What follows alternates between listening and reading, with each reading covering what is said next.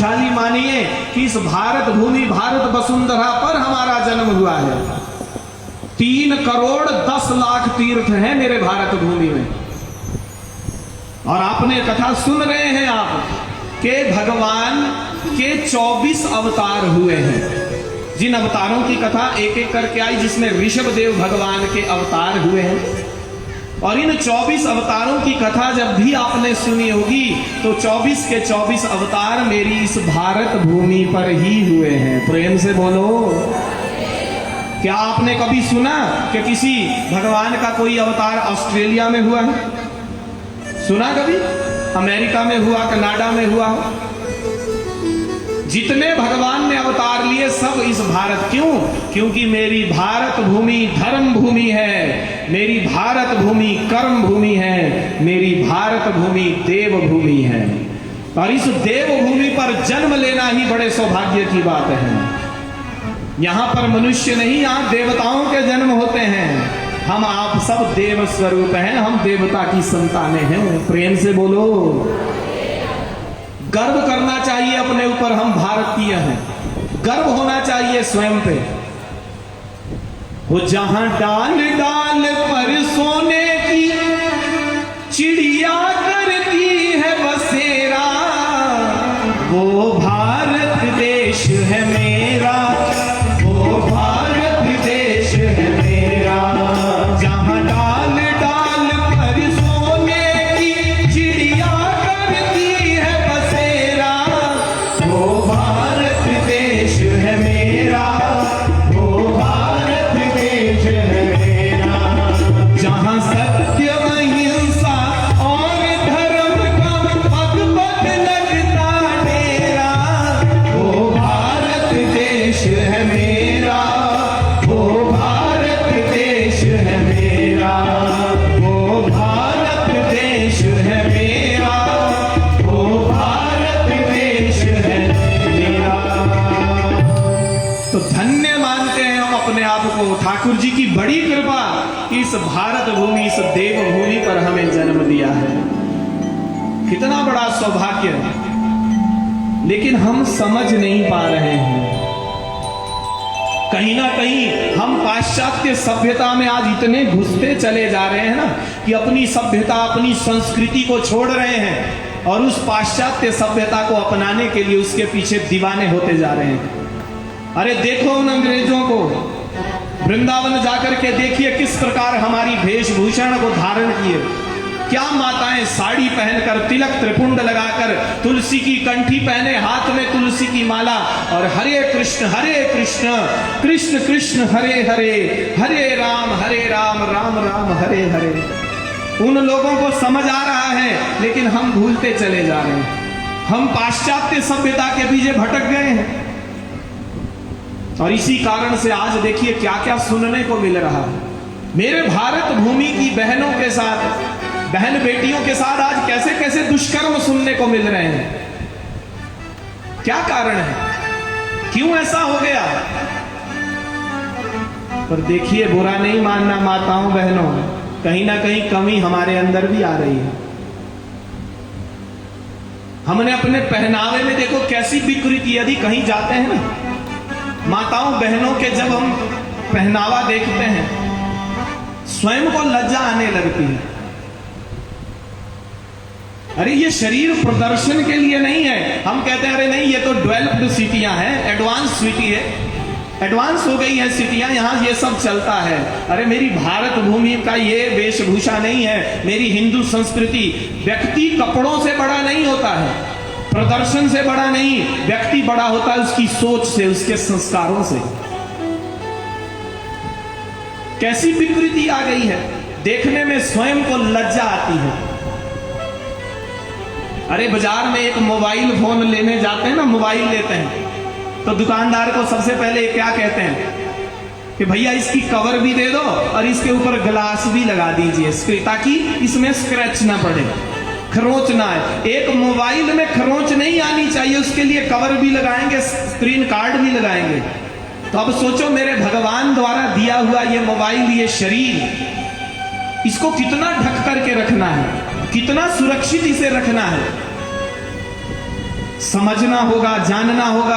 आज बहुत विकृति आ गई है। हमें किसी से कोई ये परेशानी नहीं। हम ये नहीं कह रहे कि बहन बेटियों को घर में बंद करके रखो। अरे पढ़ाई है और पढ़ रही है, नाम रोशन कर रही है। आज की बहनें, आज की बेटियां, लेकिन एक मर्यादा होती है। मर्यादा होनी चाहिए, संस्कार होने चाहिए। संस्कारों से सुसज्जित ये जीवन होना चाहिए। प्रेम से बोलो। कितना सौभाग्य है भारत भूमि पर जन्म। ऋषि मुनियों की परंपरा से इस अजनाम खंड का नाम पड़ा भारतवर्ष। भरत महाराज सम्राट राजा बने। भरत जी का विवाह हुआ, 5 संतानें हुई। सबसे बड़े बेटा सुमति को इन्होंने राज्य दिया और स्वयं चले गए भजन करने के लिए। कहां? पुलह आश्रम में, गंडकी नदी के तट पर आश्रम कुटिया बनाई और वहां जाकर भगवान का भजन करते हैं। प्रेम से बोलो। बड़ा सुंदर नियम। एक दिन में 100 माला द्वादशाक्षर मंत्र की जपते हैं। बड़ा अद्भुत नियम है। बड़ा सुंदर साधना चल रही। लेकिन एक दिन देखो क्या दृश्य हो गया।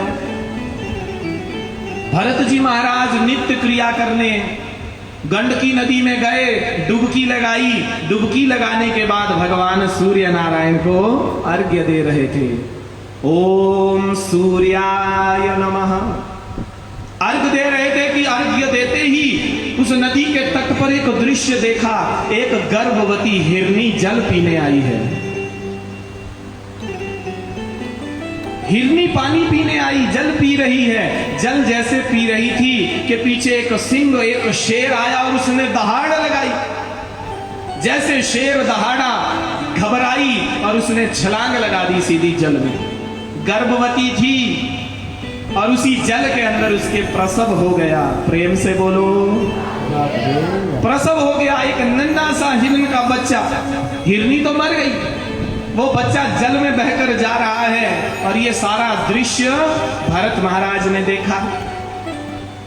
भरत जी ने जब देखा, अरे बच्चा बह रहा है, डूब जाएगा और मर जाएगा। और देखिए, दया धर्म का मूल है और पाप मूल अभिमान। तुलसीदास जी ने कहा है ना कि जीवों पर दया करना ही सबसे बड़ा धर्म है। दया सर्वभूतेषु, सब जीव प्राणियों पर दया करनी चाहिए। मर जाएगा, तुरंत छलांग लगाई, बच्चे को गोदी में उठा करके किनारे ले आए। तो दया का काम तो यहां पूरा हो गया। लेकिन कभी कभी जो सात्विक प्रवृत्तियां हमारे अंदर होती ना, वो बंधन का कारण बन जाती है। बच्चे को लाकर छोड़ देना चाहिए था, लेकिन वो अपनी कुटिया में ले आए। अब उसे हरी हरी दूर्वा खिलाने लगे, दूध पिलाने लगे। और अब उस मृग के बच्चे के साथ आधा समय भजन का व्यतीत हो जाता। 100 माला करते हुए 50 माला रह गई। 50 माला का समय उस बच्चे की देखभाल में जा रहा है। कहां इतना बड़ा साम्राज्य छोड़कर भारत भूमि का भजन करने गए थे, कहां एक मृग के बच्चे के मोह में बंधते चले जा रहे हैं। ये बड़ा सुंदर हमारे लिए एक उपदेश है, यदि समझ आ रही हो तो, कि संसार से कितना प्रेम करना चाहिए।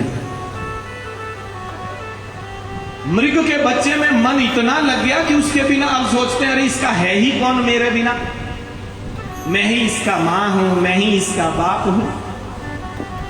और एक दिन हुआ कि मृगों का एक झुंड आया और ये मृग का बच्चा दौड़ करके उस झुंड में मिल गया और उन्हीं के साथ चला गया।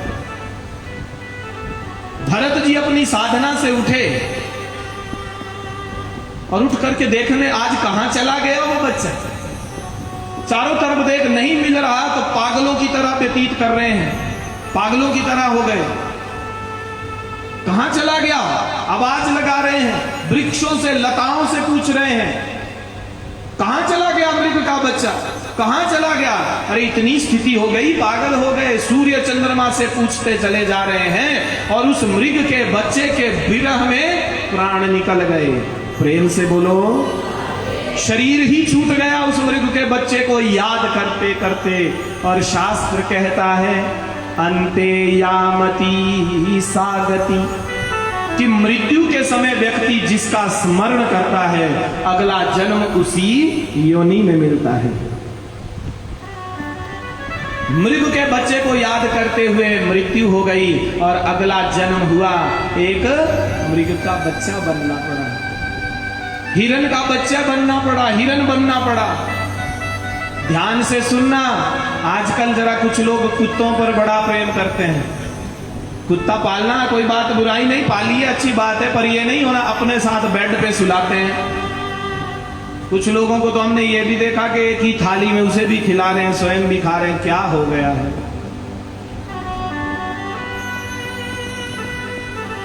पालिए लेकिन एक मर्यादा में रहिए। ऐसा ना हो कि मृत्यु के समय वो कुत्ता ही याद आ जाए तो अगली योनि समझ लीजिए कन्फर्म है। प्रेम से बोलो। हिरण का बच्चा बनना पड़ा, हिरण बन करके विचरण कर रहे हैं। लेकिन जो व्यक्ति ने सत्कर्म किया होता है ना, सत्कर्म कभी बेकार नहीं जाता है, किया हुआ सत्कर्म कभी व्यर्थ नहीं जाता। हिरण की योनि में भी याद बनी हुई है कि ओहो कहां चक्कर में पड़ गया, हिरण के बच्चे में कितना सुंदर भजन में कर रहा था। उस हिरण की योनि में भी भजन करते हैं, वो योनि भी छूट गई और अगला जन्म मिला एक अंगिरा गोत्रीय ब्राह्मण के घर में। 9 भाई थे, सबसे छोटे, सब भाई पढ़े लिखे, पिताजी इन्हें भी पढ़ाते हैं। बड़ा प्रयास किया पर कभी एक अक्षर भी अपने पिताजी को नहीं सुनाया। गायत्री मंत्र हजारों बार पिताजी ने रटाया पर बिल्कुल नहीं सुनाया। क्यों? क्योंकि समझ गए 2 जन्म तो व्यर्थ गवा चुका हूं, यदि इस जन्म में भी इसी चक्कर में पड़ गया तो आज गायत्री मंत्र सुनाऊंगा, कल को पिताजी सत्यनारायण की कथा पढ़ाएंगे, फिर कहेंगे जाओ यजमानों के घर कथा करके आओ, मैं तो फिर चक्कर में पड़ जाऊंगा। अब नहीं फंसने वाला चक्कर में। प्रेम से बोलो। कुछ नहीं सुनाते हैं। पिताजी ने समझ लिया कि तो बिल्कुल जड़ बुद्धि है और नाम रख दिया जड़ भरत। ये तो चाहते ही यही थे कि बस एक बार पागलपन की मोहर लग जाए। समय बीतता गया, जब तक तो माता पिता थे किसी ने कुछ नहीं कहा, लेकिन जब माता पिता स्वर्ग सिधार गए तो घर में भाभियों ने परेशान करना प्रारंभ कर। इतना मोटा तगड़ा, इतना खाता पर काम कुछ नहीं करता, कुछ काम भी किया करो। तो भाइयों ने कहा ऐसा है भैया, खेतों में जाकर तू पक्षियों की जुगाली कर, पक्षी सारा दाना चुग के ले जाते हैं ना, उनकी जुगाली कर। ये तो आलमस्त है, जहां रख दिया वहीं रह जाते हैं। खेतों में बैठे हैं, पक्षी आए दाना चुग रहे हैं और उन पक्षियों को देखकर ये तो बड़े आनंदित हो रहे हैं। आहा देखो मेरे राम जी आज भोग लगाने आए हैं। प्रेम से बोलो।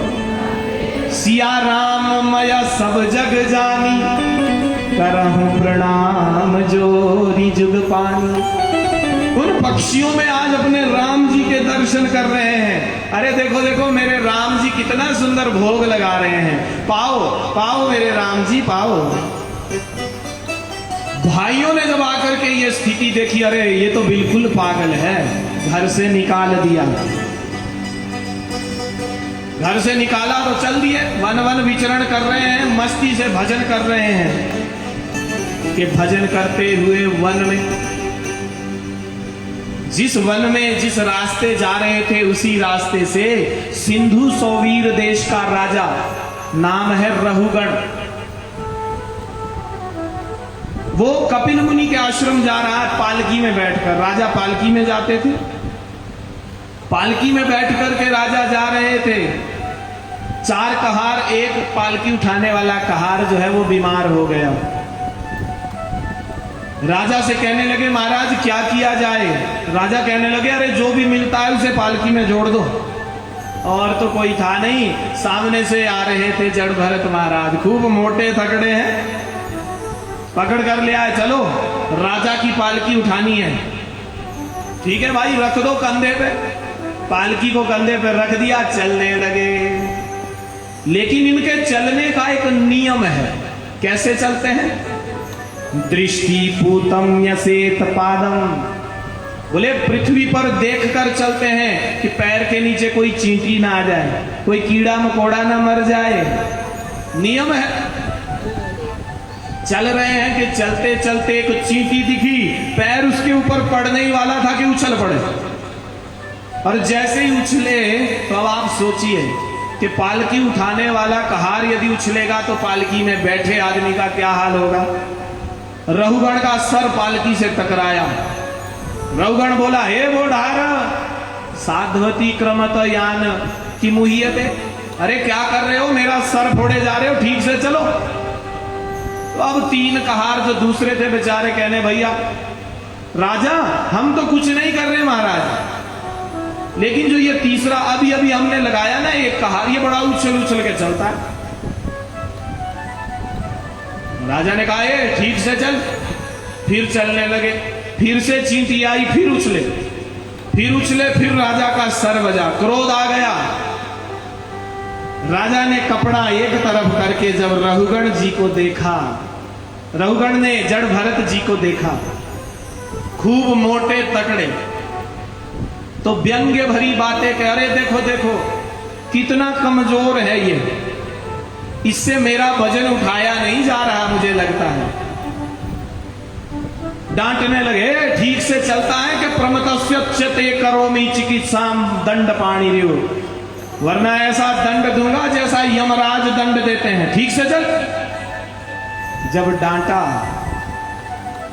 जड़ भरत जी को तो कोई फर्क नहीं पड़ रहा है, लेकिन वो मन में जरूर सोच रहे हैं कि यदि आज मैं कुछ नहीं बोला तो ये जो राजा रहुगण है इसे नरक में जाना पड़ेगा। मुझे भला बुरा कहेगा, मुझे तो कोई फर्क नहीं पड़ेगा, पर इसे नरक में जरूर जाना पड़ेगा। और यदि ये नरक में गया तो संतों का बड़ा अपमान होगा। प्रेम से बोलो, क्यों अपमान होगा संतों का? क्योंकि जो रहुगण था वो संतों की बड़ी सेवा करता था, सत्संग को सुनता था, और यदि रहुगण नरक में गया तो लोग कहेंगे कि संतों का संग करने वाला रहुगण, उसे नरक भोगना पड़ा। इसलिए जड़ भरत जी महाराज आज जीवन में पहली बार बोले, और ऐसा बोले महाराज कि रहुगण का ही उद्धार कर दिया।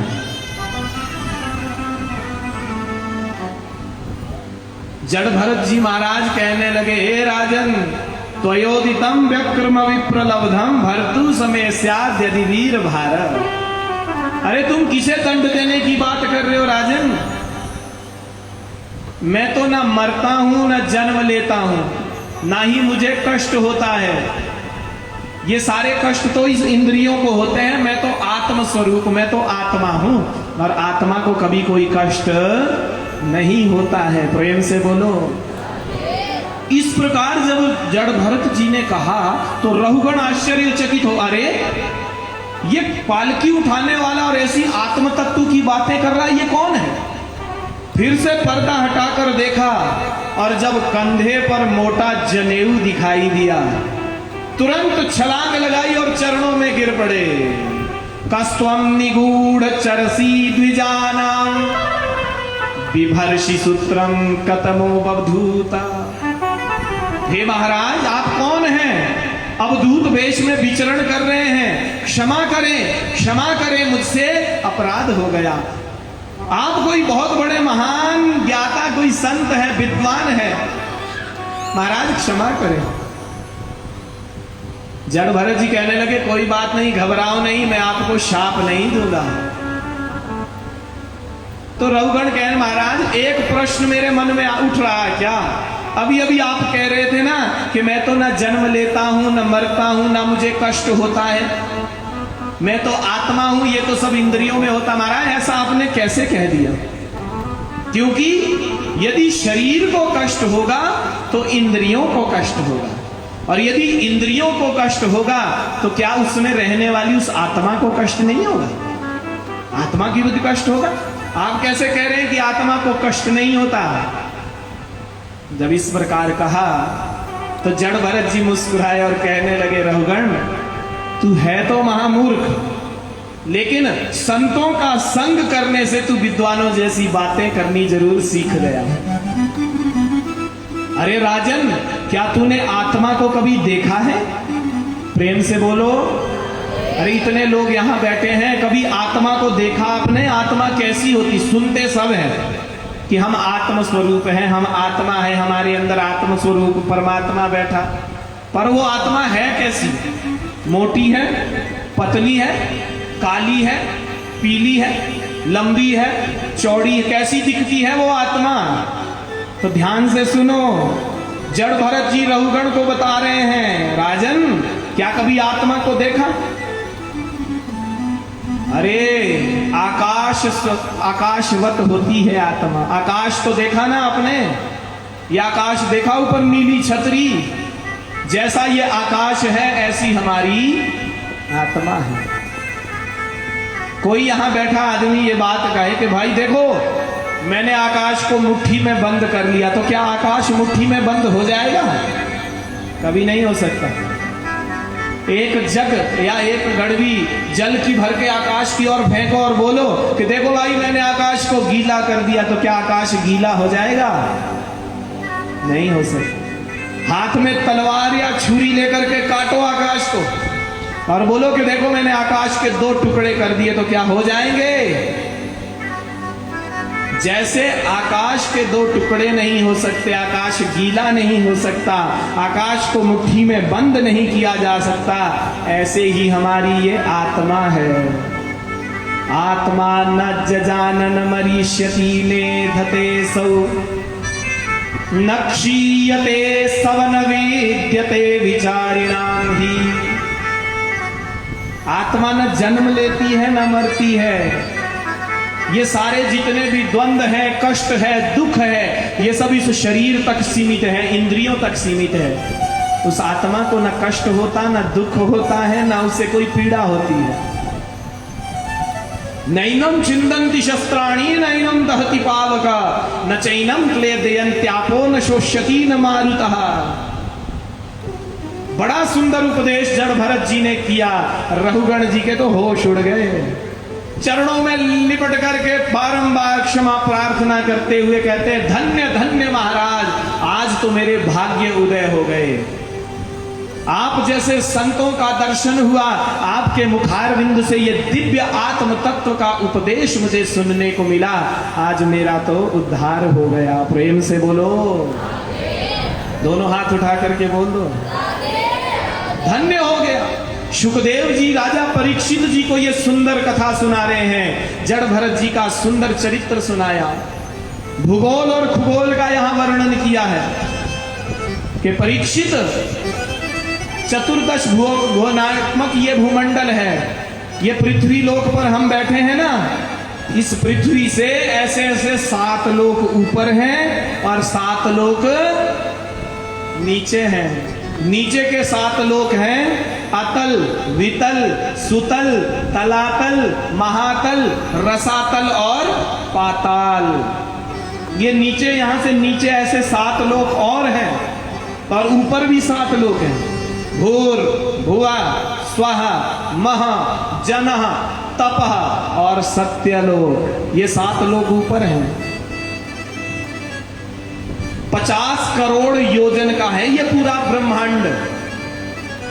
परीक्षित जी महाराज से सुखदेव कह रहे हैं, परीक्षित 99,000 योजन नीचे संयमनीपुरी है, जिसे नरक कहते हैं। इस संसार में जो व्यक्ति जैसा कर्म करता है ना, उस कर्म के अनुसार उसे फिर नरक मिलता है, नरक का भोग भोगना पड़ता है।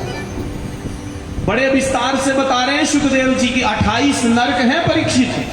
तामिश्रंद, तामिश्र, रौरव, महारौरव, कुंभी, पाकासी, पत्रवन, लाला, भक्षण, कुयोद, प्राणरोध, दैतरणी, ये सब नरकों के नाम है। परीक्षित जो जैसा कर्म करेगा वैसा नरक में जाकर कष्ट भोगना पड़ेगा। तत्र यस्तु परिविता कलत्राण्यति पहरती कालपाश बद्धो पुरुषे यम भई कैस्तामिश्रे नरके निपात्यते। जो व्यक्ति संसार में आकर के दूसरे के धन का हरण करता है, दूसरे की स्त्री का हरण करता, बच्चे का हरण करता है, कहते हैं तामिश्र नाम का एक नरक है, जहां की भूमि तांबे के समान लाल है। उस भूमि पर उस जीव को पटक देते हैं, बड़ा कष्ट भोगता है, चिल्लाता है, बिलखता है। महान कष्ट होता है। परीक्षित जो इस संसार में आकर अपनी जिह्वा के स्वाद के लिए जीवों को काट काट करके खाता है, मांस भक्षण करता है। कुंभीपाक नाम का एक नरक है, जहां बड़ा एक कढ़ाया जिसमें तेल खौल रहा है, बोले पकौड़े की तरह उसे तला जाता उस तेल में, बड़ा कष्ट भोगता है। पर ध्यान देना परीक्षित, मरता नहीं है वो जीव, वहां पर सिर्फ कष्ट होता है। जो व्यक्ति घर में आए अतिथि को बुरी नजर से देखता है, बोले वज्रतुंड नाम का एक नरक है, वहां पर तमाम चील कौए नोच नोच करके आंखों को खाते हैं, बड़ा कष्ट वहां जीव को होता है। इस प्रकार जब शुकदेव राजा परीक्षित जी को नरकों का वर्णन कर रहे थे, परीक्षित जी के रोंगटे खड़े हो गए, कहने लगे बस करो महाराज, ये नरक तो बहुत बुरे हैं, भय हो रहा है, कांप गया शरीर। शुकदेव जी कहते हैं परीक्षित नरक बुरे नहीं है, अरे नरकों को तो जीवों के शोधन के लिए बनाया है। जैसे हमारे जब कपड़े खराब होते हैं ना, गंदे हो जाते हैं, मैल लगती है, तो उसे धोने के लिए हम कहां भेजते हैं? धोबी घाट। फिर वहां धोबी पटक पटक करके उसे खूब धोता है, फिर इस्त्री प्रेस करके फिर हमें वापस देता, फिर हम पहन लेते हैं। ऐसे ही परीक्षित ये नरक है। इस संसार में आए थे सुंदर चोला लेकर के, परंतु संसार में आकर इस चोले पर हमने मैल पर मैल, मैल पर मैल, मैल पर मैल चढ़ाते गए, पाप कर्म में प्रवृत्त होते गए। तो जब पाप कर्म किया है तो उस पाप कर्म को धोने के लिए फिर धोबी घाट बना है नरक। तब नरक में जाकर खूब पटक पटक करके उस मैल को धोया जाता है, उस शरीर को फिर परिमार्जित शुद्ध किया जाता है, और फिर पुनः 84 लाख योनियों में कर्मानुसार योनि को वो जीव भोगता है। प्रेम से बोलो, दोनों हाथ उठा करके बोलो।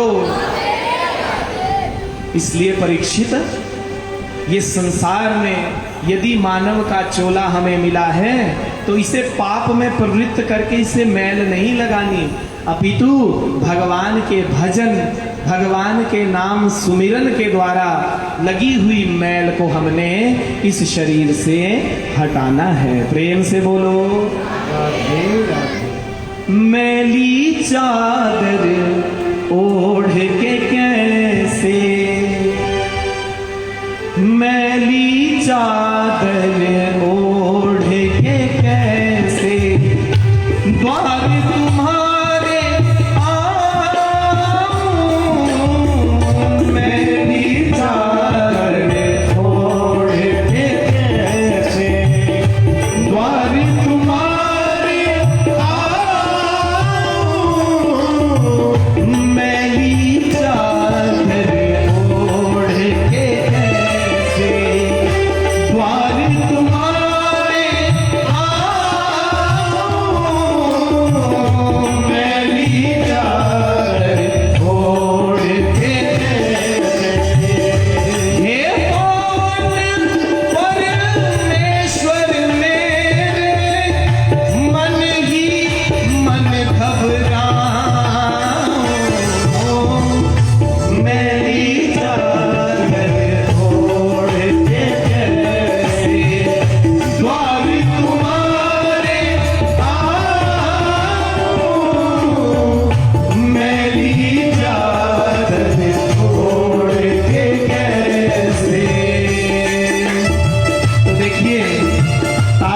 सेवा में कमी न हो।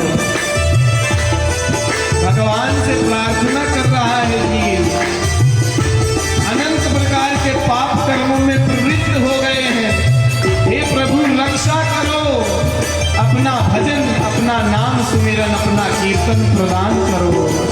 जय हो।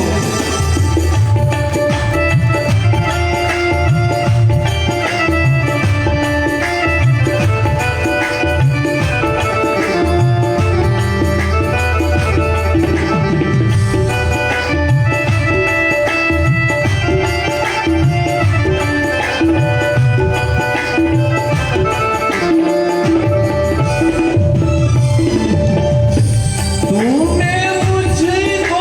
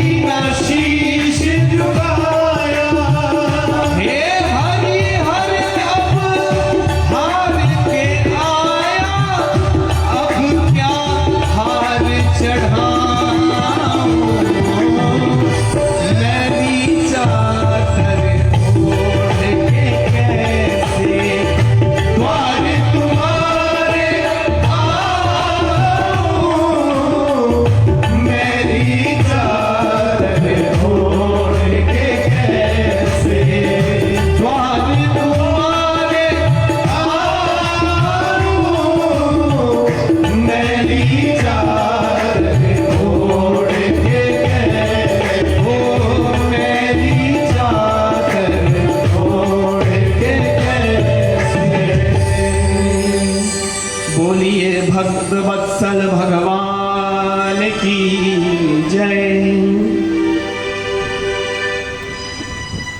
तो सुखदेव जी ने राजा परीक्षित जी को परम पावन बड़ा दिव्य उपदेश है, और ये राजा परीक्षित जी के लिए ही नहीं, हम आप सबके लिए है।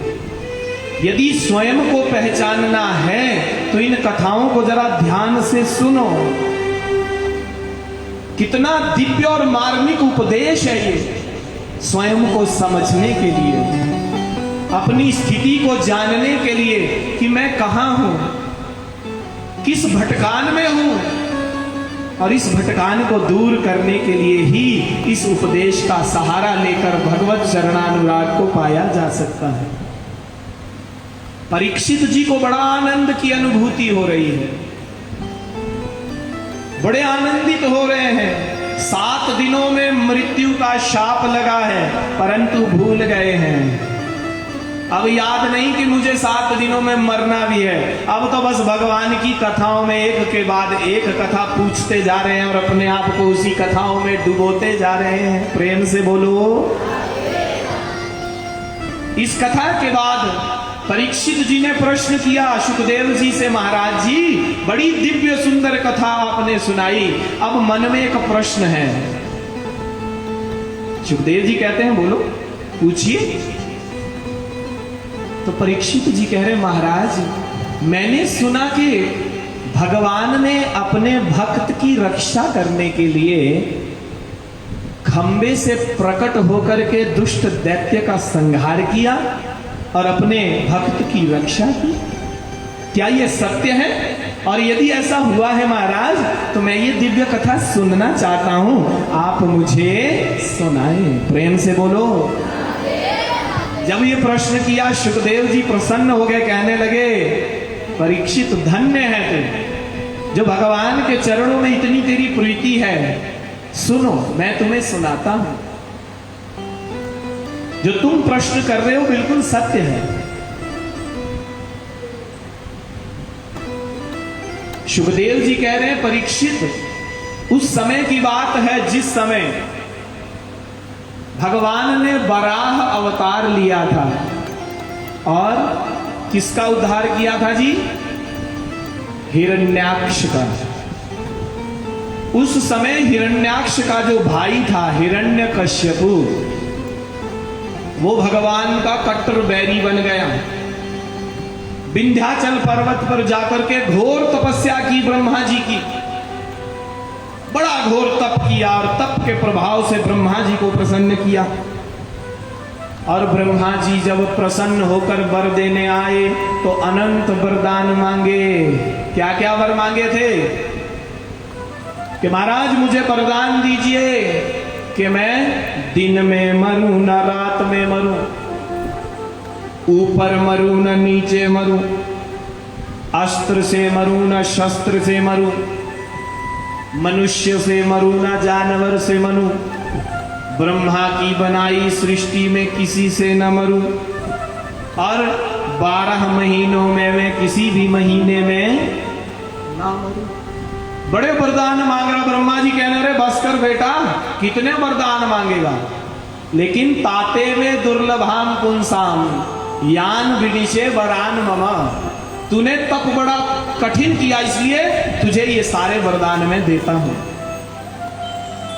वरदान लेकर के जब वापिस आया, सोचने लगा अब मुझे कौन मारेगा, मैं तो अमर हो गया। सबसे पहले स्वर्ग पर आक्रमण किया, स्वर्ग के सारे देवता को बंदी बना लिया। वरुण को कहता चल जल भर के ला, इंद्र से कहता झाड़ू लगा। सारे देवता बड़े परेशान हैं, भगवान से प्रार्थना कर रहे, प्रभु इस दुष्ट से कब पिंड छूटेगा? भगवान कहते बहुत जल्दी, प्रतीक्षा करो। सारे देवता प्रतीक्षा कर रहे हैं। तभी हिरण्यकश्यपु, इसके 4 बेटा हुए, अनुलाद, अहलाद, संलाद और प्रहलाद। प्रहलाद जी सबसे छोटे, लेकिन प्रहलाद जी को बचपन से ही भगवान की, कृष्ण की भक्ति का रोग लगा था। कृष्ण गृहीत मानसा इनके मन में कृष्ण बचपन से ही चिपक गए थे, भगवान की भक्ति बचपन से ही इनके अंदर भरी थी। जब बड़े हुए तो इन्हें विद्यालय में पढ़ने के लिए भेजा गया शंडामर्क जी के पास, हिरण्यकश्यपु दानव विश्वविद्यालय, जहां छल कपट की विद्याएं पढ़ाई जाती है। लेकिन इन्हें यह सब अच्छा नहीं लगता, पढ़ते तो हैं लेकिन हृदयांगम नहीं करते, क्योंकि हृदय में तो मेरे ठाकुर जी बैठे हैं। समय बीता, एक दिन हिरण्यकश्यपु विद्यालय में आया, अपने बेटे को गोदी में उठाया और उठा करके प्रश्न पूछा, बेटा मन्यते साधु यद भवान, आज तक तूने जो सबसे बढ़िया बात सीखी है ना, वो मुझे बता। प्रहलाद जी भगवान के भक्त, प्रहलाद जी कहने लगे, हाँ पिताजी, एक बात मैंने बहुत अच्छी सीखी है। कौन सी, बता बेटा। तो प्रहलाद जी बोले, तत्साधु मन्ये सुरवर्य देहिना सदा समुद्विग्न धिया मसद्ग्रहा हित्वात्मपादं ग्रहमन्धकूपं वनं गतो यद धरिमाश्रयेत। पिताजी, एक बात मैंने जरूर सीखी, जो ये गृहस्थ जीवन है ना, ये अंधे कुएं के समान है, अंधकूप है ये। यदि गृहस्थी में किसी के मन में ये भाव जागता है ना कि मैं भगवान का भजन करूंगा, ये कुछ नहीं रखा, तिलक कंठी माला हाथ में माला लेकर जप करने लगे तो सबसे पहले अपने परिवार के जन ही टांग खींचने लगते हैं, सबसे बाधक अपने घर के लोग ही बन जाते हैं। गृह अंधे कुएं के समान है। पिताजी, जो इस अंधे कुएं से बचना चाहता है वो सीधे वन में जाकर के भगवान नारायण का भजन करे। वनम वृंदावनम गत्वा श्री कृष्णम ध्यायेत, वन में जाकर भगवान नारायण का भजन करे। इतना कहना था, कांप गया गुस्से से, क्रोध से। बालक को रखा रे, ये मेरा नन्हा सा बालक और नारायण के भजन, उस मेरे शत्रु के भजन की बात कर रहा है, ये इसे किसने सिखाया। परंतु ये तो बच्चा है, जो इसे पढ़ाया जा रहा वही पढ़ रहा होगा। प्रहलाद जी को रखा और कहा, जा बेटा अपने गुरु जी को जरा बुला के लाना। प्रहलाद जी गए, अपने गुरुजन षंड और अमर्क, ये दो हैं, इनको बुलाकर लाया। दोनों ने प्रणाम किया, राजन प्रणाम। राजा ने तुरंत डांट लगाई, क्यों रे मूर्खों, मेरे बेटे को क्या सिखा रहे हो। बोले महाराज वही सिखा रहे हैं जो आपने शिक्षा प्रणाली निहित की, और तो कुछ नहीं सिखाया। अरे मूर्खों, मेरा बेटा मुझसे कह रहा है कि वन में जाकर नारायण का भजन करो, ये सिखा रहे हो मेरे बेटे को। अब तो दोनों अध्यापक घबरा गए। अरे नहीं नहीं महाराज, ऐसा तो हमने कुछ नहीं पढ़ाया। तो कहां से सीखा ये, ध्यान रखना, खबरदार, अगर दोबारा ऐसी गलती हुई तो तुम्हें दंड दूंगा। इतना कहकर चला गया। अब दोनों गुरुजी प्रहलाद जी को गोदी में उठाकर पूछने लगे, बेटा सच सच बता, तेरी ये बुद्धि किसने खराब की। कथ्यते साधु यद भवान, सच सच बता बेटा, किसने तेरी बुद्धि में ये विकृति डाली। तो प्रहलाद जी मुस्कुराकर कहने लगे, धन्य है भगवान की माया, इस संसार में जो भगवान की भक्ति की बात करता है उसे ये संसार के लोग उल्टी बुद्धि का कहते हैं। इतना कहना था, दोनों गुरुजनों को क्रोध आ गया। अरे तू हमसे पढ़ने आया कि हमें पढ़ाने आया है।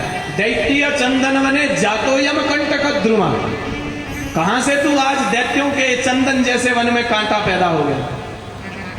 खबरदार, ऐसी बात की तो तुझे ऐसी मार पड़ेगी तो याद रखेगा। डांट करके भेज दिया। समय बीतता गया, परंतु प्रहलाद जी तो भगवान कृष्ण की भक्ति में लीन रहते हैं। काफी समय के बाद फिर से प्रहलाद जी के पिताजी आए। फिर से उसी प्रकार प्रहलाद जी को गोदी में उठा करके पूछा, बेटा अब बता तूने कौन सी सबसे बढ़िया बात सीखी है। मुस्कुराने लगे। पिताजी पूछते तो अच्छी बात है, बढ़िया बात, पर सुनना चाहते हैं बुरी बात, पर मैं तो अच्छी बताऊंगा। हाँ पिताजी, अब तो मैंने 9 बातें सीख ली है, 9 बातें। प्रसन्न हो गए हिरण्यकश्यप। अच्छा, मेरा बेटा 9 प्रकार की रणनीति सीख गया होगा। बता बेटा, बता। और ज्यों पूछा, प्रहलाद जी ने आज नवदा भक्ति का बड़ा सुंदर विवेचन कर दिया। पिताजी, श्रवणम कीर्तनम विष्णु स्मरणम पाद सेवनम अर्चनम बंदनम दास्यम सख्यम आत्मनिवेदनम। पिताजी, वो जो नारायण प्रभु है ना, उन नारायण की 9 प्रकार की भक्ति करनी चाहिए। नवदा भक्ति के बारे में जैसे कहा, क्रोध में थर-थर कांपते हुए तलवार हाथ में निकाल दी। सामने दोनों गुरुजन खड़े थे, उन्हीं के कंधे पर तलवार रख दी, गर्दन पर रख दी। क्यों रे मूर्खो, ये सिखा रहे हो मेरे बेटे को? तुम तो मेरे शत्रु हो। अब दोनों के दोनों गुरुजन तो बेचारे डर के मारे चरणों में गिर मारा, हमने ऐसा कुछ नहीं सिखाया, न जाने आपका बेटा कहां से सीख कर आया है। हमें तो लग रहा है ये सीखा सिखाया ही पैदा हुआ है, हमने ऐसी कोई बात नहीं बताई, इसे नहीं सिखाई। हिरण्यकश्यपु सोचने लगा, अरे इसके ज्ञान में तो निरंतर वृद्धि हो रही है, और यदि आज मैंने इसे नहीं रोका तो कल के लिए ऐसा ना हो कि यही मेरी मृत्यु का कारण बन जाए। तुरंत अपने सैनिकों से कहा, इस दुष्ट को मार दो।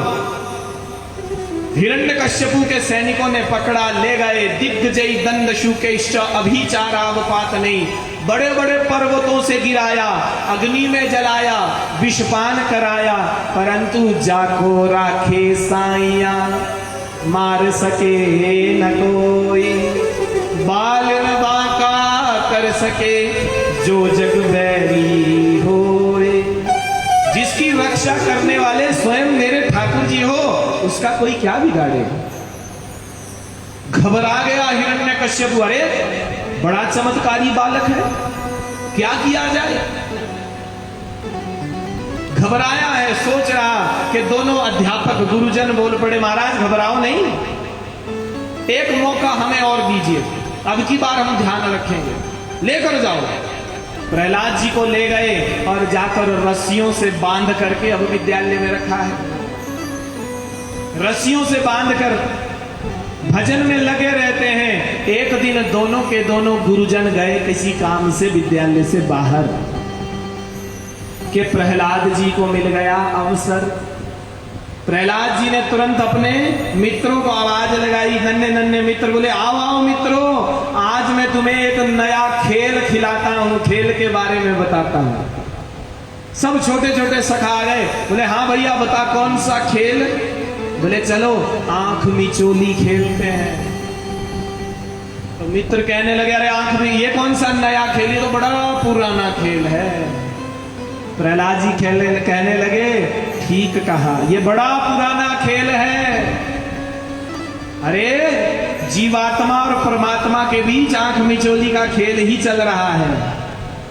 हम संसार में आए, हम हैं सब जीवात्मा, और परमात्मा ने कहा है कि देखो मैंने तुम्हें इस संसार में उत्पन्न कर दिया, और जिस दिन तुम इस संसार में मुझे ढूंढ लोगे उस दिन समझ लेना कि आवागमन का तुम्हारा ये चक्कर समाप्त हो जाएगा। प्रेम से बोलो। तो भगवान और हम में आंख मिचोली का खेल चल रहा है। प्रहलाद जी कह रहे हैं, इसलिए मित्रों संसार में वही व्यक्ति धन्य है जिसने भगवान को पाने के लिए उनके चरणों का आश्रय ले लिया है, भगवान की भक्ति में अपने मन को लगा लिया है। छोटे छोटे सखा कहने लगे, भैया बातें तो तू बड़ी बढ़िया करता है, पर भाई तेरे पिताजी से बड़ा डर लगता है, मार देंगे हमें। प्रहलाद जी कहने लगे, अरे मुझे मारने के कितने प्रयास किए, मेरा कुछ बिगड़ा क्या? तो जब मेरा कुछ नहीं बिगड़ा तो वो भगवान अकेला मेरे घर का थोड़ी है। अरे वो सबकी रक्षा करता है, सबकी रक्षा वही करेगा। तो भैया तेरे साथ नाचने का तो बड़ा मन हो रहा है, नाम जप करने का तो बड़ा, तो आओ मिलकर के नाम जप करते हैं, भगवान का भजन करते हैं। प्रहलाद जी की रस्सियों को खोल दिया और मिलकर के प्रहलाद जी उन सखाओं के साथ बड़ा सुंदर नाम संकीर्तन करने लगे।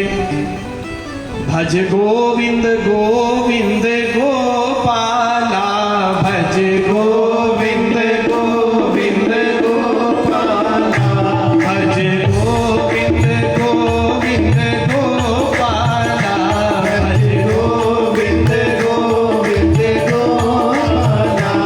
मेरा मुरली मनोहर नंद लाला, मेरा मुरली मनोहर नंद लाला, भज गोविंद गोविंद गोपाला, भज गोविंद गोविंद गोपाला, भज गोविंद गोविंद गोपाला, भज गोविंद गोविंद गोपाला।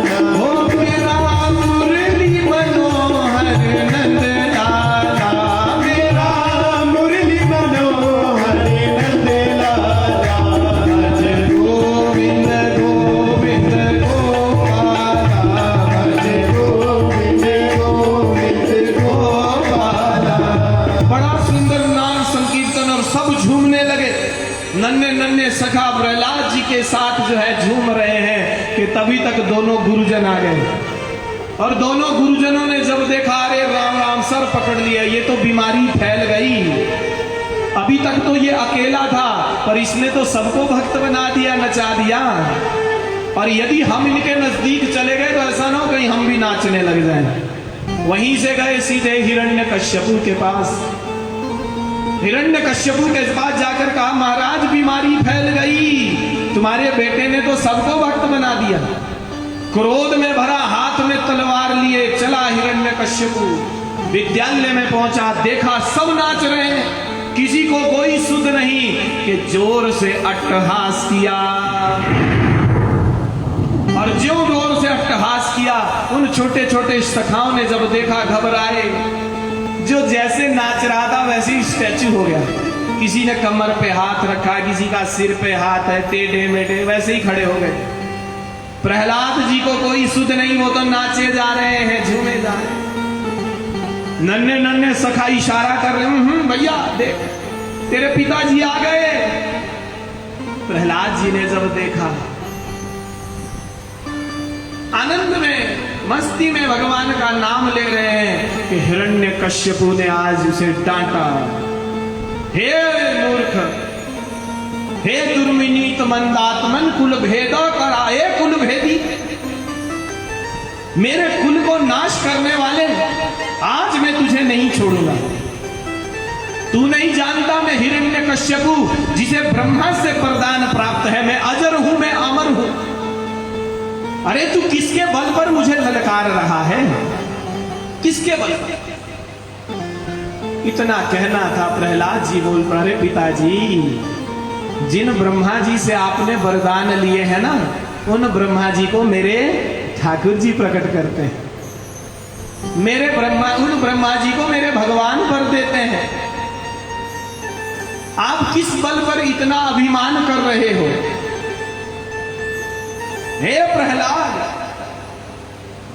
तेरा भगवान यदि सबको बल देता है तो चल पहले तेरे भगवान से ही निपट लेता हूं, तुझे बाद में देख लूंगा। बता कहां पर है तेरा भगवान? प्रहलाद जी कहने, वो कहां नहीं है, हरि व्यापक सर्वत्र समाना। अरे वो तो हर जगह है पिताजी। बोले मुझे तो कहीं नहीं दिख रहा। अरे आपको नहीं दिख रहा पर मुझे दिख रहा है। अच्छा, वो हर जगह है। क्वासौ यदि सर्वत्र कस्मात स्तंभे न दृश्यते। यदि वो हर जगह है तो इस स्तंभे में क्यों नहीं दिखाई दे रहा? बोले पिताजी आपको नहीं दिख रहा है पर मुझे तो दिखाई दे रहा है। अच्छा, तुझे दिखाई दे रहा है। उठाई गदा और उसी खंबे के ऊपर आज हिरण्यकश्यपु ने जोर से प्रहार किया। और जैसे गदा का प्रहार खंबे पर किया, खंबा फटा और खंबे के फटने से उसमें से आज नरसिंह भगवान प्रकट हो गए। बोलिए नरसिंह भगवान की जय। गगड़ गड़गड़ानो खंभ फाटो चरचरानो निकसो नर नारा। ककड़ कड़कड़ावे जीव लपन लस लसावे रूप भयानक चितचोर माने अंग जात खानो है। बड़ा भयानक स्वरूप है। शरीर तो मनुष्य का है और सर सिंह का है, नर सिंह। जैसे नृसिंह भगवान को देखा घबराया हिरण्यकश्यप, पर फिर स्वयं को संभाला। अरे नहीं नहीं, मुझे तो ब्रह्मा जी के वरदान मिले हैं, मैं तो अमर हूं, ये मेरा क्या बिगाड़ेगा।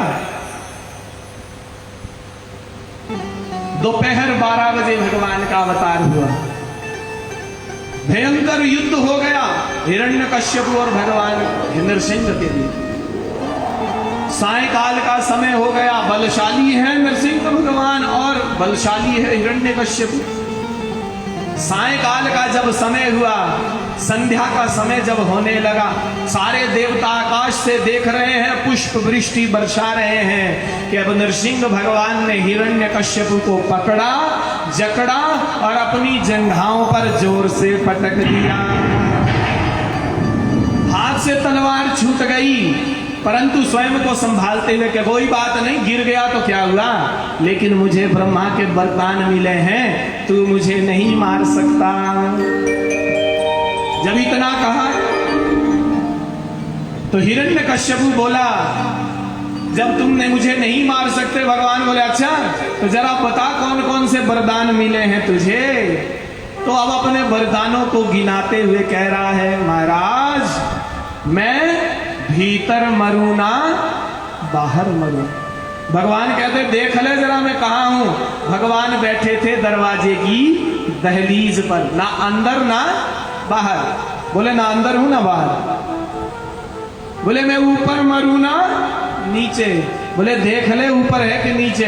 ना ऊपर ना नीचे। बोले मैंने तुझे अपनी जंघाओं पर रखा है। मैं दिन में मरू न रात में। बोले अभी न दिन है ना रात। सायकालीन जो संध्या का समय होता है, जब दो समय मिलते हैं, बोले ये दो समय संध्या का समय हो रहा है, ना दिन है ना रात। मैं अस्त्र से मरू ना शस्त्र से। तो भगवान अपने बड़े बड़े नाखून दिखाने लगे। बोले ये अस्त्र है कि शस्त्र? ना अस्त्र है ना शस्त्र, इन नाखूनों से तुझे मारूंगा। घबराया, फिर कहने लगा अरे मैं मनुष्य से मरूं ना जानवर से। बोले मेरी तरफ देख जरा, मैं मनुष्य हूं कि जानवर? बोले नर भी है और सिंह भी है, मनुष्य भी है और जानवर भी है। बोले ब्रह्मा की बनाई सृष्टि में मैं किसी से न मरूं।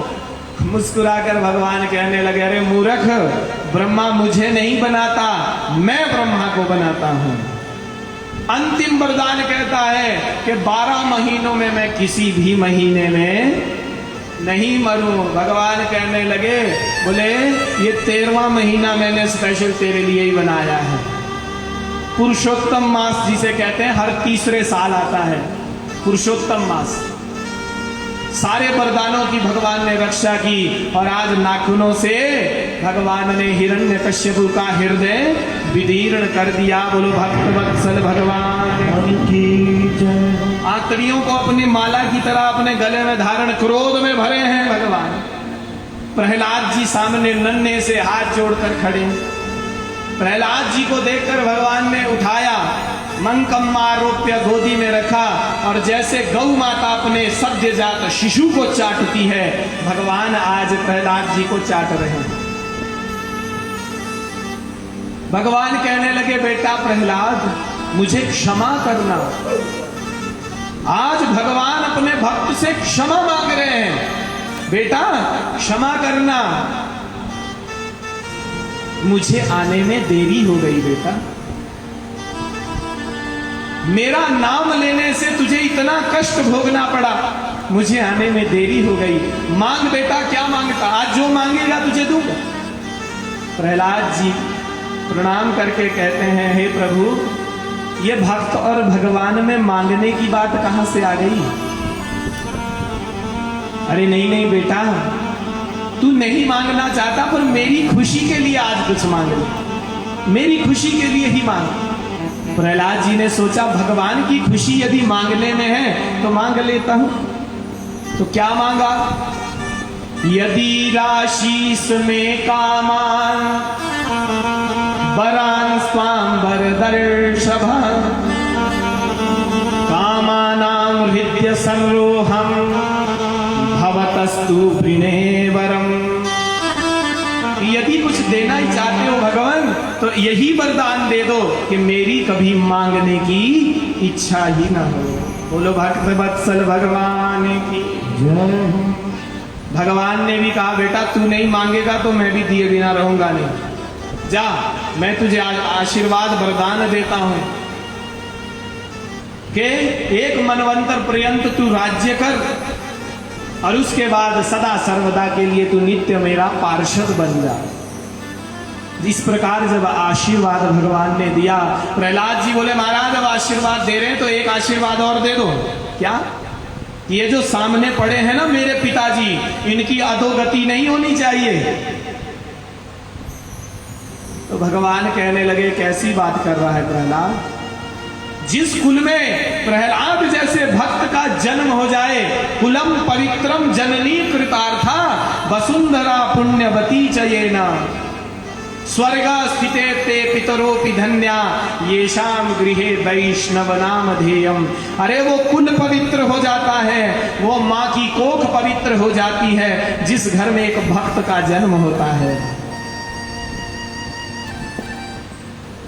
जिस घर में एक भगवान के भक्त का जन्म होता है उस घर के समस्त पितर लोग तृप्त हो जाते हैं।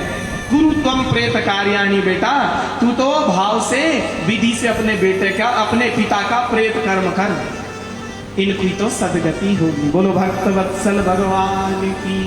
परम आशीर्वाद दे करके भगवान स्वधाम को चले गए।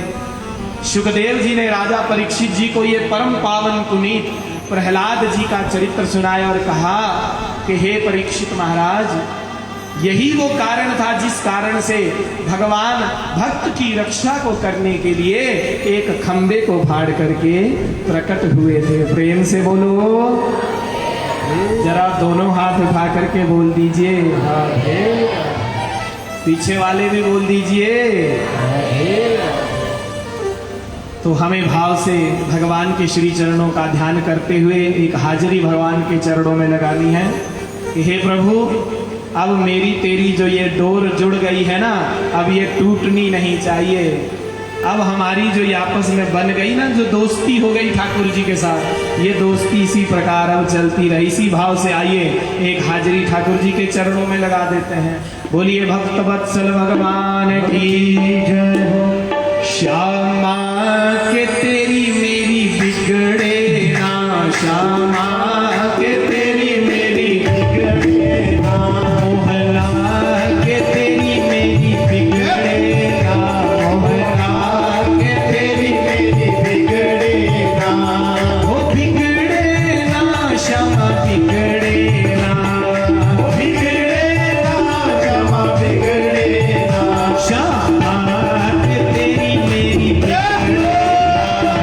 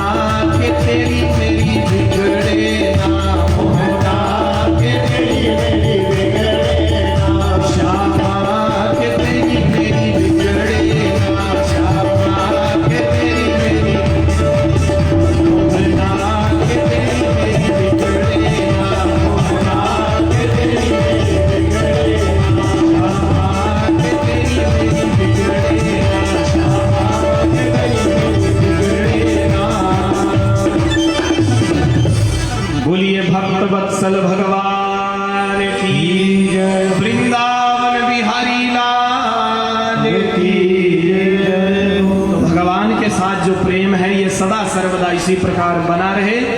इसी भाव से भगवान के श्री चरणों में मन को लगाइए, जैसे राजा परीक्षित जी का मन लगा है। सुखदेव जी एक के बाद एक कथा सुना रहे हैं, परीक्षित जी आनंद विभोर होते जा रहे हैं। सुखदेव जी महाराज कह रहे हैं, परीक्षित सुनो, एक समय दुर्वासा मुनि देवराज इंद्र से भेंट हुई। इंद्र जब दुर्वासा मुनि से मिले, प्रणाम किया, तो दुर्वासा जी ने अपने गले से माला उतार करके आशीर्वाद में दे दी देवराज इंद्र को। लेकिन इंद्र उस आशीर्वाद में दी हुई माला का महत्व नहीं समझ पाया। प्रेम से बोलो। देखिए, बड़ी सुंदर कथा है कि हमें आशीर्वाद में संत गुरुजनों से जो वस्तु मिलती है उसका कभी निरादर नहीं करना चाहिए। कुछ लोग होते हैं, पुष्प भगवान गुरुजनों से, संतों से या भागवत भगवान से कोई फूल मिला, वहां से ले लिया और आगे रास्ते में छोड़ दिया।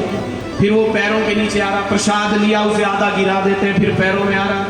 ध्यान से सुनो जरा, इंद्र उस माला की अवज्ञा कर दी, समझ नहीं पाया उसके महत्व को, उस प्रसादी माला को।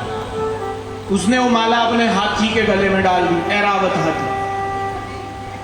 अरे हाथी क्या जाने माला क्या होती है, सूंड से निकाल कर तोड़ करके नीचे पटक दी और पैरों के नीचे मसलते हुए चला गया।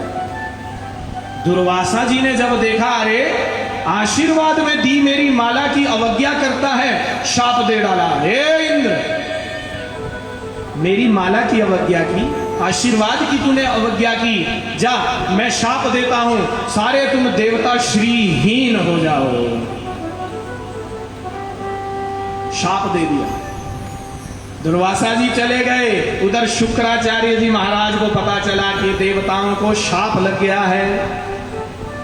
तुरंत बलि को साथ लिया और बलि को साथ लेकर स्वर्ग पर आक्रमण कर दिया। सारे के सारे देवताओं को स्वर्ग से भगा दिया और राजा बन गए बलि महाराज। बलि राजा बन गए। सब देवता भाग गए, गिरी कंदराओं में छुप करके रह रहे हैं।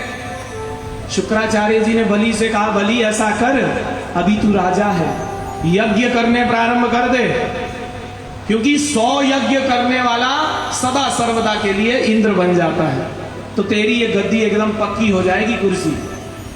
नर्मदा नदी के तट पर बलि के द्वारा शुक्राचार्य जी महाराज यज्ञ करवा रहे हैं और जितने देवता सब गिरी कंदराओं में छुप कर नाना यातनाएं भोग रहे हैं, भटक रहे हैं। और देवताओं की माता अदिति मैया, अब माँ के कहीं बेटा, माँ के जो बच्चे हो कष्ट भोग रहे हो, तो माँ को कितना कष्ट होता है। माँ बड़ी दुखी है कि मेरे बच्चे गिरी कंदराओं में दुख को भोग रहे हैं, क्या करूं, क्या उपाय किया जाए। अपने पति कश्यप जी के पास कहती हैं, पतिदेव कोई उपाय बताएं, मेरे बालकों का उद्धार हो। कश्यप जी ने उपाय बताया, देवी फाल्गुनस्यामले पक्षे द्वादश्याहं पयोव्रतः, के फाल्गुन मास शुक्ल पक्ष में 12 दिनों तक दूध पी करके जो नारायण भगवान का भजन करता है, मेरे नारायण भगवान उसकी मनोकामना को पूर्ण करते हैं। पयोव्रत, माता अदिति ने यह पयोव्रत किया। 12 दिनों तक दूध पीकर भगवान का भजन किया और उस भजन के प्रभाव से मां गर्भवती हुई। साक्षात भगवान गर्भ में आए, समय बीता, भादों का महीना आया, शुक्ल पक्ष आया, द्वादशी तिथि आई और मां के गर्भ से भगवान वामन के रूप में प्रकट हुए। बोलो वामन भगवान की। वामन अंगुल का छोटा सा स्वरूप भगवान का। ऋषियों ने देखा, प्रसन्न हो गए, हमारे कुल में भगवान आए, यज्ञोपवीत संस्कार करवाया।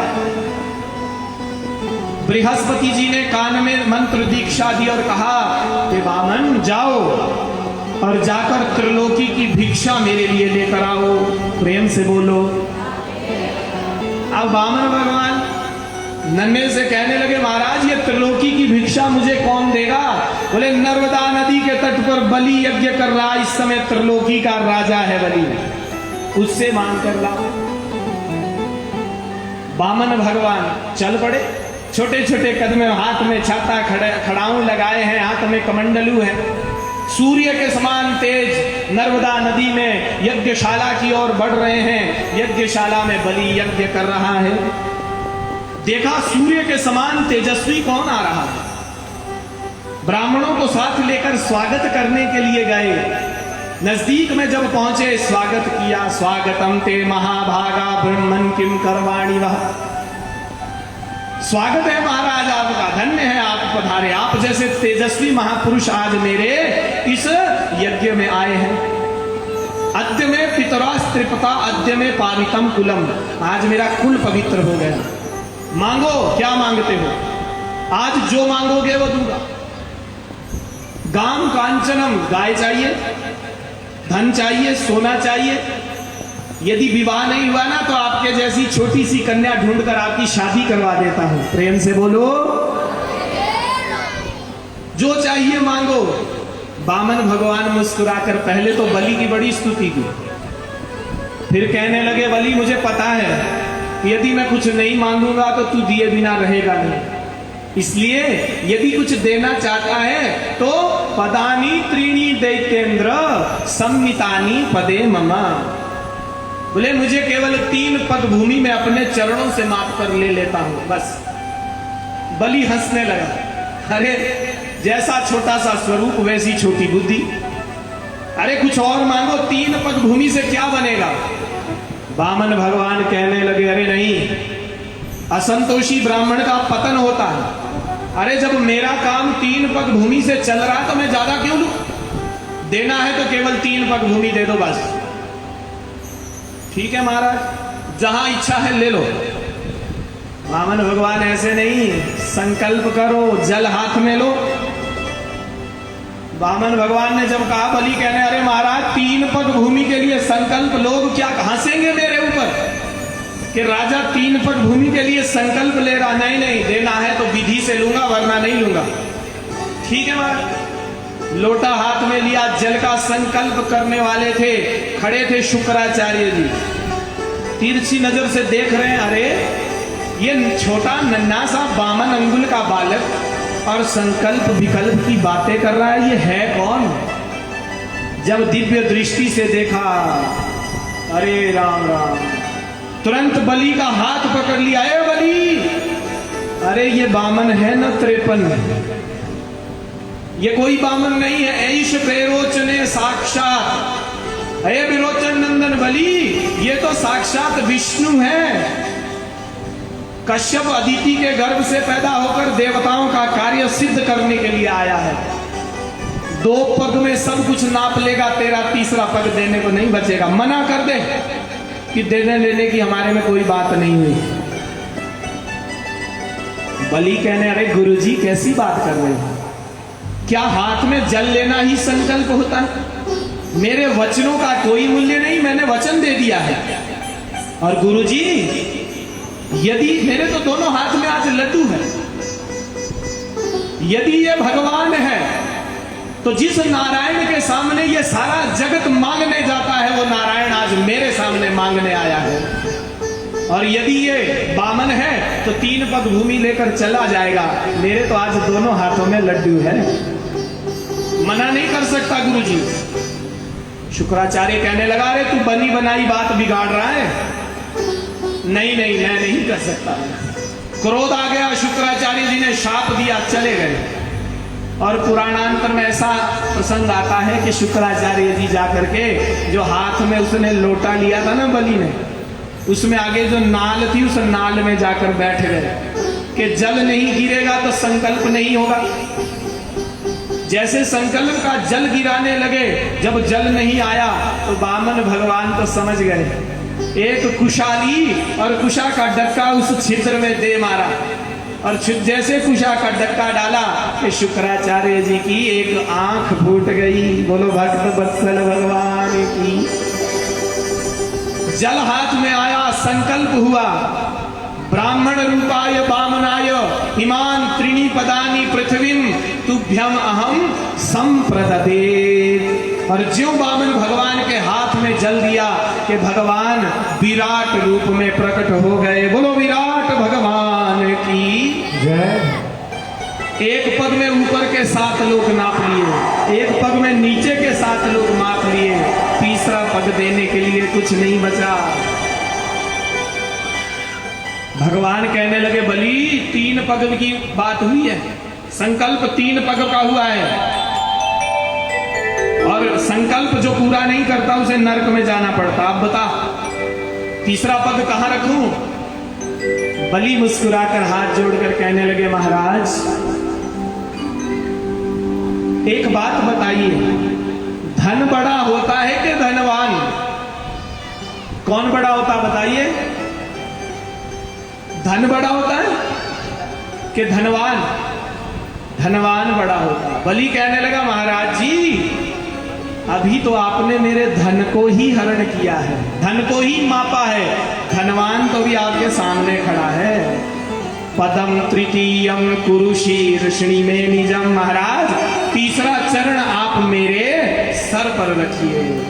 भगवान प्रसन्न हो गए। अरे धन्य है बलि तू, तेरा मैंने सब कुछ छीन लिया परंतु तुझे क्रोध नहीं आया।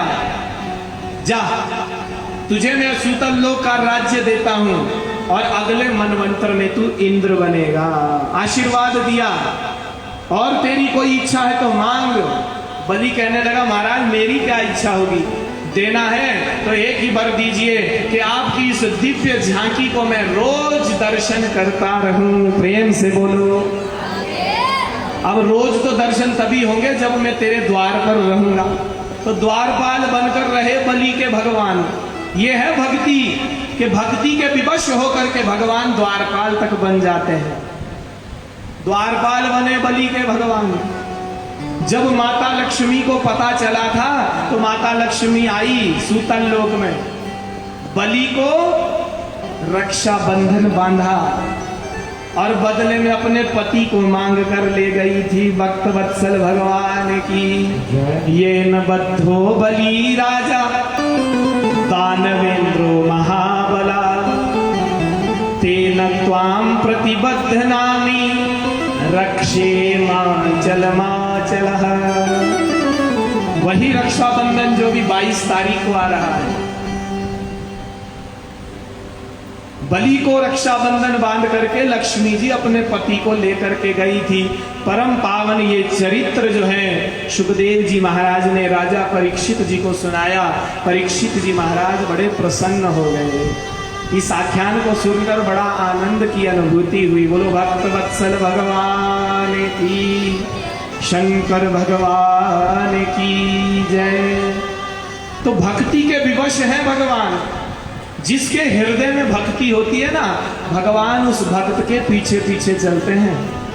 पूये यज्ञ भी ऐसे भक्त को तो मेरे ठाकुर जी ढूंढते हैं कि कोई ऐसा भक्त मिले तो सही जिसके हृदय में अपार भक्ति भरी हो। भगवान के होकर दोनों हाथ उठा करके भगवान से प्रार्थना करनी चाहिए। भगवान का होकर भक्ति करनी चाहिए। ना जाने भगवान किस रूप में देखकर कब आपका हाथ पकड़ करके अपने लोक पर ले जाइए। तो प्रेम से बोलो जरा, दोनों हाथ उठा करके भाव से क्या कहें? पकड़ लो हाथ बनवारी, नहीं तो डूब जाएंगे। पकड़ लो हाथ बनवारी, नहीं तो डूब जाएंगे। पकड़ लो हाथ बनवारी, नहीं तो डूब जाएंगे।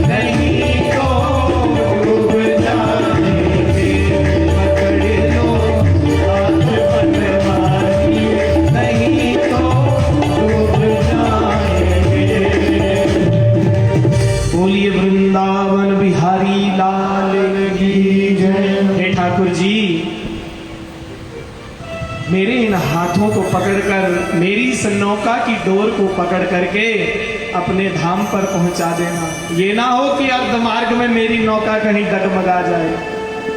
और जो भक्त निरंतर भगवान के ध्यान, भजन, पूजन और कथा में मन को लगाता है ना, उसके सहयोगी मेरे ठाकुर जी अवश्य बनते हैं। प्रेम से बोलो। बड़ी सुंदर कथाएं सुखदेव जी राजा परीक्षित जी को सुना रहे हैं। और कथाएं सुनाते हुए नवम स्कंद में प्रवेश करते हुए सूर्यवंश और चंद्रवंश की कथाएं हम सुनाने जा रहे हैं। पहले सूर्यवंश सुनाया, जिस सूर्यवंश में आए हैं मेरे प्रभु श्री राम जी। क्योंकि कृष्ण कथा को सुनने से पहले मेरे प्रभु श्री राम जी का चरित्र सुनना आवश्यक है। इसलिए सुखदेव जी कह रहे हैं, परीक्षित न शक्यते विस्तर तो वक्तुम वर्ष शतैरपि। वैसे तो सूर्यवंश 100 वर्षों में भी कहना कठिन है, लेकिन संक्षेप में सुनो। भगवान नारायण के नाभि कमल से ब्रह्मा जी पैदा हुए।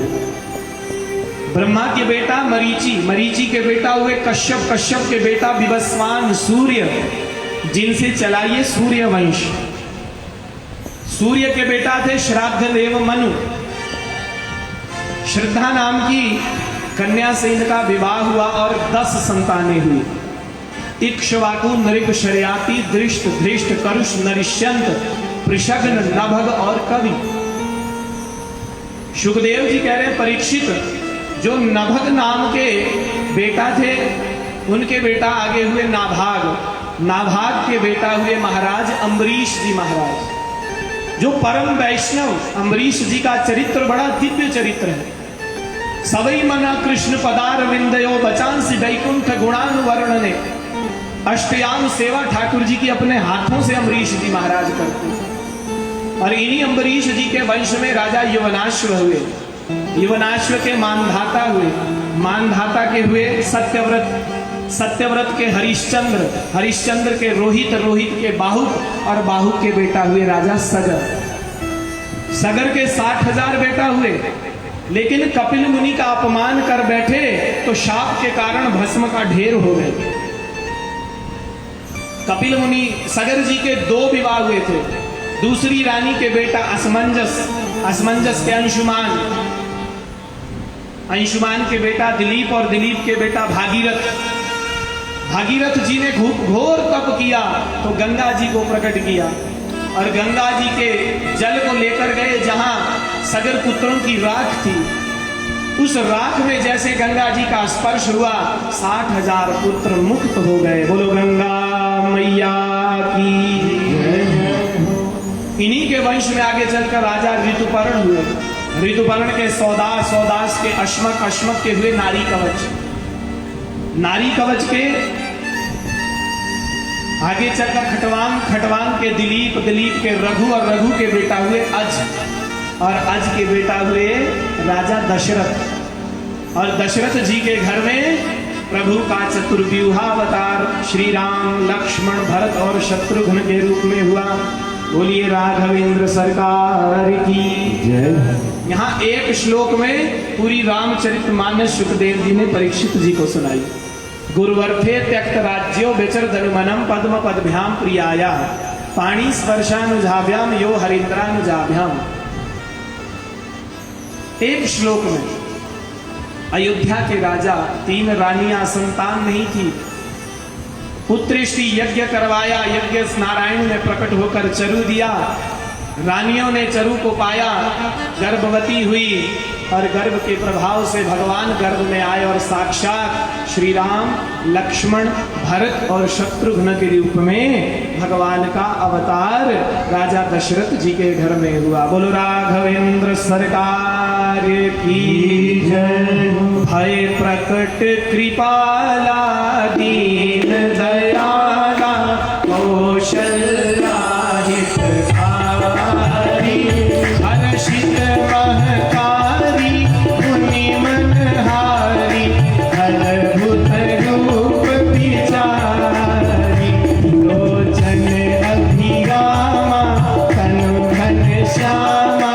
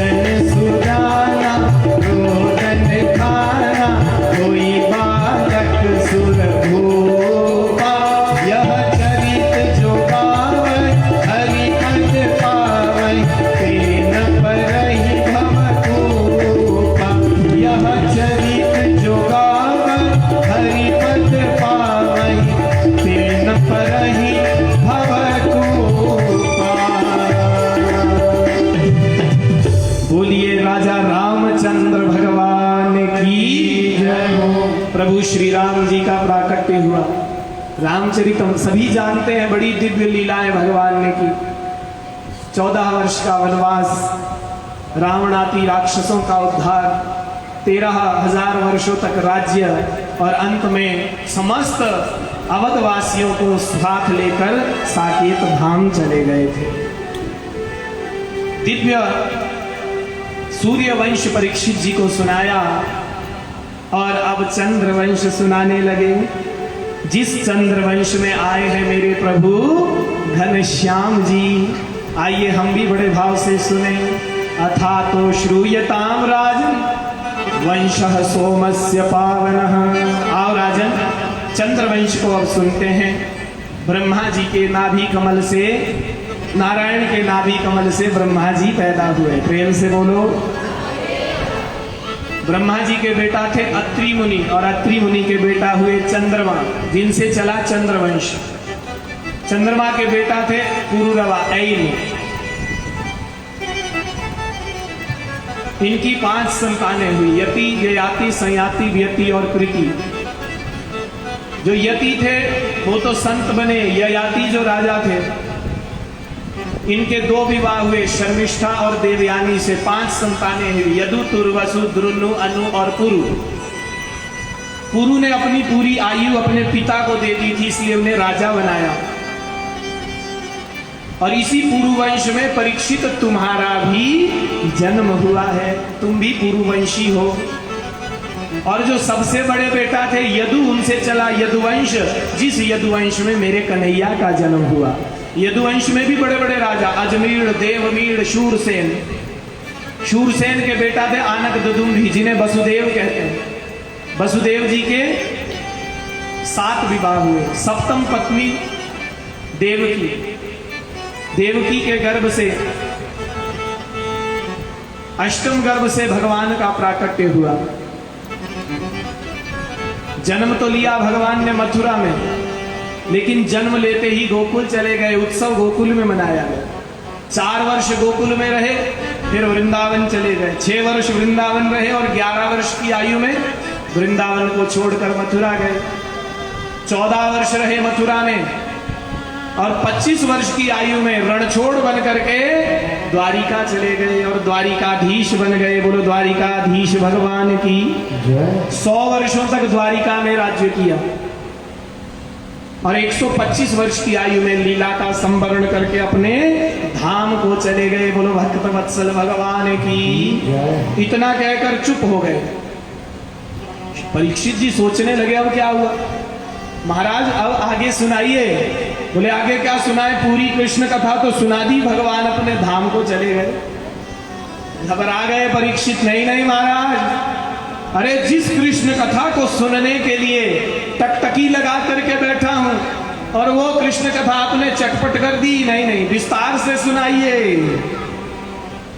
जब विस्तार से कथा सुनने का प्रश्न किया तो यहां कृष्ण जन्म की कथा विस्तार से सुनाते हुए सुखदेव कह रहे हैं, सुनो परीक्षित, आइए हम भी सुने, क्योंकि हमारे कन्हैया आने वाले हैं। जरा ध्यान पूर्वक सुने।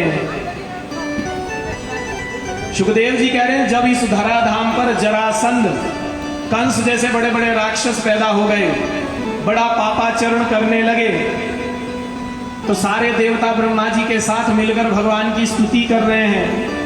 भगवान ने कहा, घबराओ नहीं, वसुदेव गृहे साक्षात, मैं स्वयं वसुदेव के घर में जन्म लेने आ रहा हूं। तुम भी जल्दी से मथुरा मंडल में जन्म लो। सारे देवताओं का जन्म होने लगा मथुरा मंडल में, उस ब्रज भूमि में, ब्रज वसुंधरा पे। मथुरा, और मथुरा के राजा थे उग्रसेन। बेटा था कंस, बड़ा दुष्ट। कंस ने अपने पिता को जेल में बंद किया और स्वयं राजा बन गया। लोग उसे बड़ा बुरा कहते थे, बड़ा दुष्ट है। कंस ने एक दिन सोचा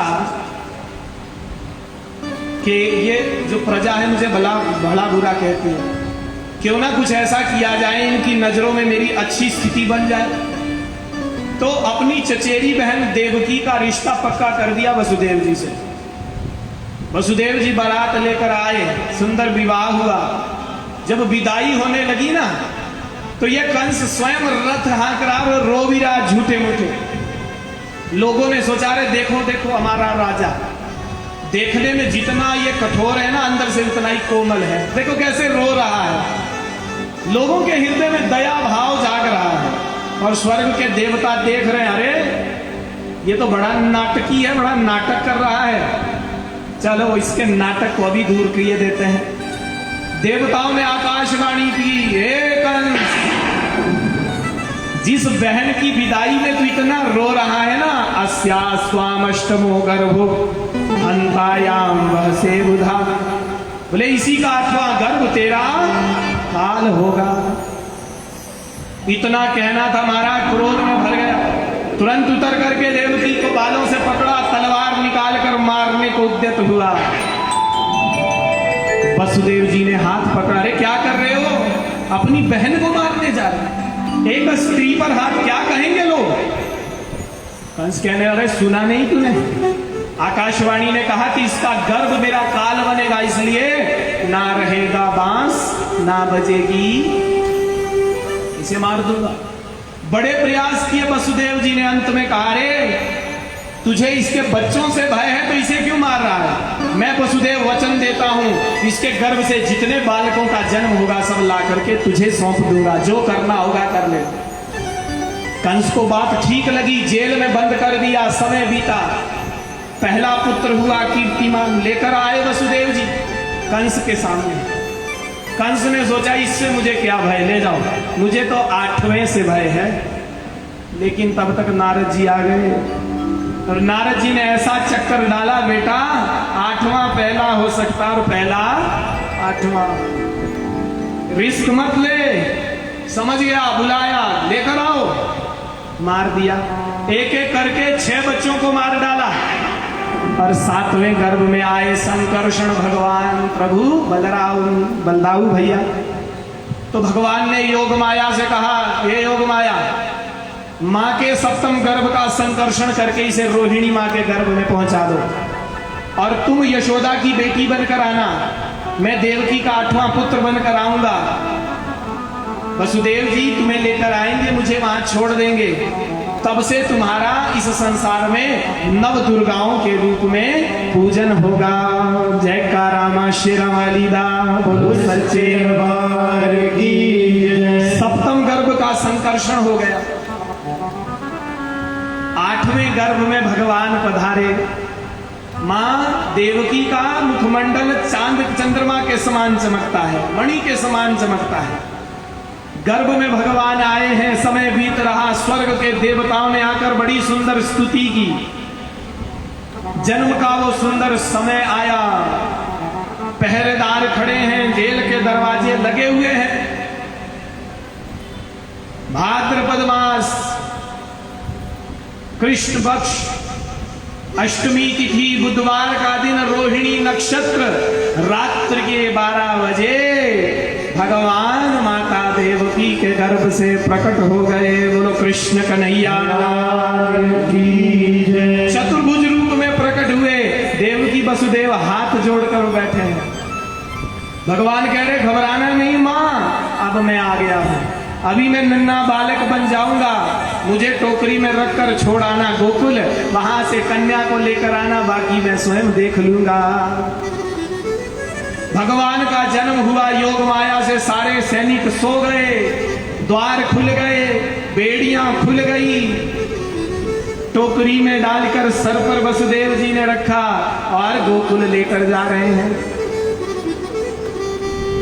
गोकुल में योग माया का जन्म हुआ, सब सो रहे हैं।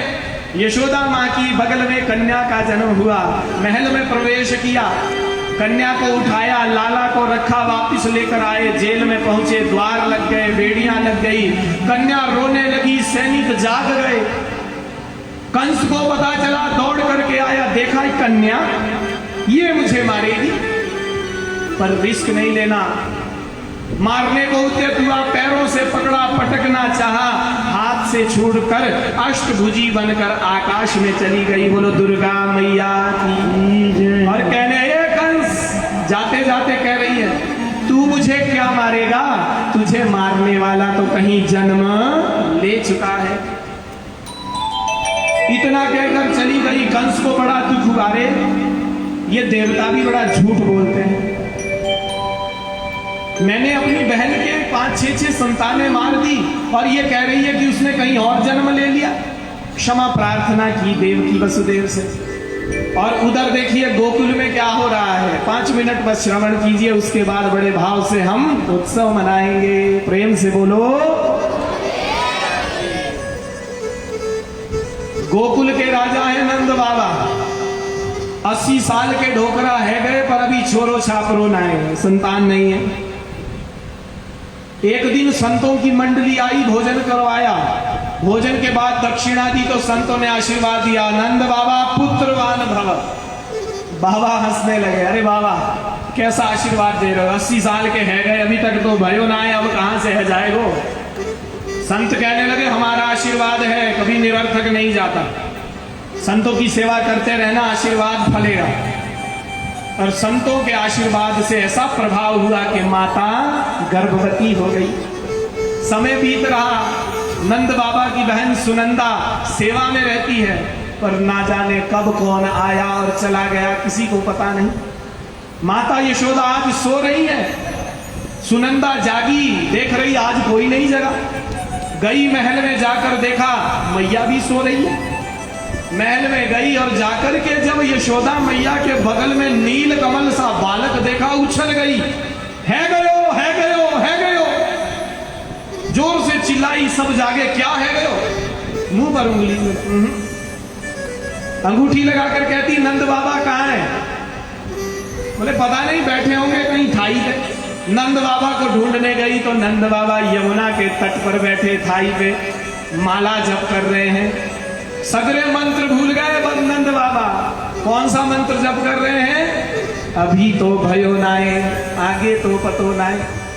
अभी तो भयो नाए, आगे तो, सारे मंत्र भूल गए कि तब तक सुनंदा पहुंचे। अरे बाबा यहां बैठे कब से ढूंढ रही हूं। घबराए, अरे क्या हो गया बहना। बोले पहले ये बता क्या दोगे।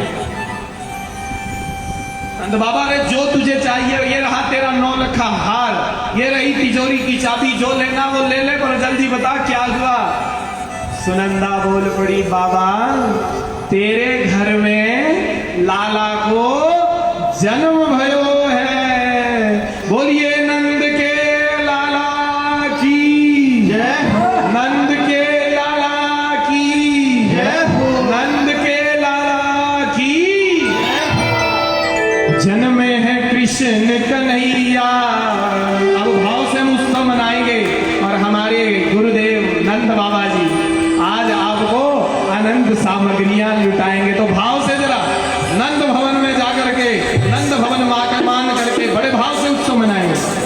जन्मे है कृष्ण कन्हैया, जन्मे है कृष्ण कन्हैया, गोकुल में